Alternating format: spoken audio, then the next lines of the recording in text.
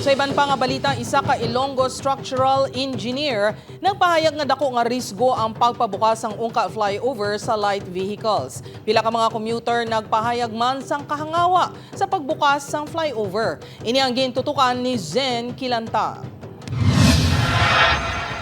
Tuman kuno kadako ang mabuhin sa kita sang jeepney driver nga si Ed bangod magamay lang ang mahimo sini nga trip kag dako nga gasto sa krudo bangod sa mabugat nga trapiko sa ungka flyover. Gani positibo ini sa anunsyo sang DPWH6 nga buksan na ang flyover sa light vehicles lakip na ang mga jeep.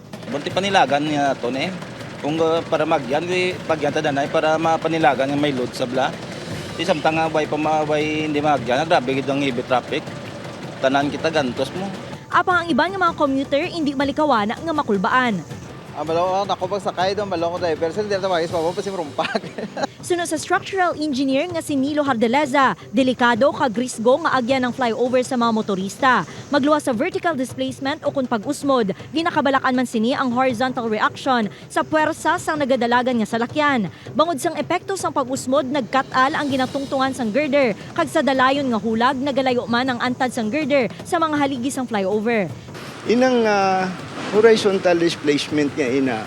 Kung in kaso nga magdugang ang iyang bika, ti nagabuhin naman ang iyang ginatungtungan nga area.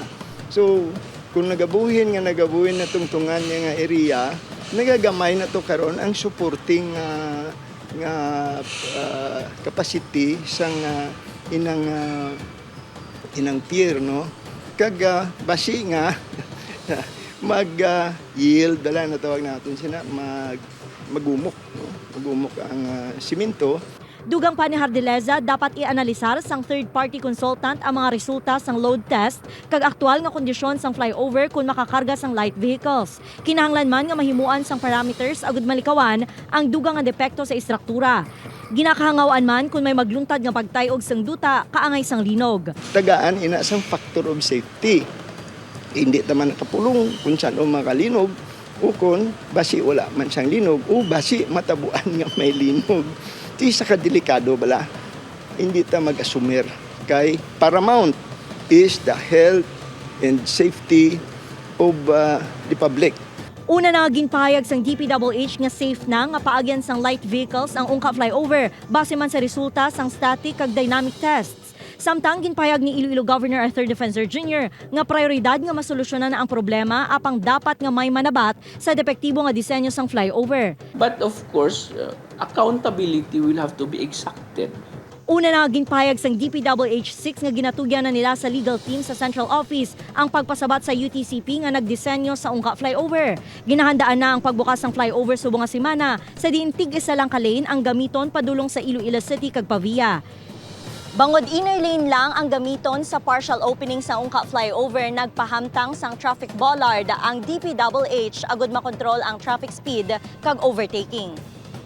Maga-deploy ang PSTMO kag PTMO sang personal nga magadeliher sang trapiko kag magpasiguro sang seguridad sa mga nagalabay. Assurance is automatic. We will provide all necessary support no, sa aton DPWH. Total, hindi naman masyado matraffic sa dalom. I-pull out naman ng ibang personnel. Amo na ibutang naman sa bagong arotang. Posible sa Biyernes buksan ang flyover apang ginadumilian ang pag-agi sang truck, motorsiklo, tricycle, bisikleta kag e-bikes. Upod kay Cirilo Renduque, Zen Kinatang, One Western Visayas.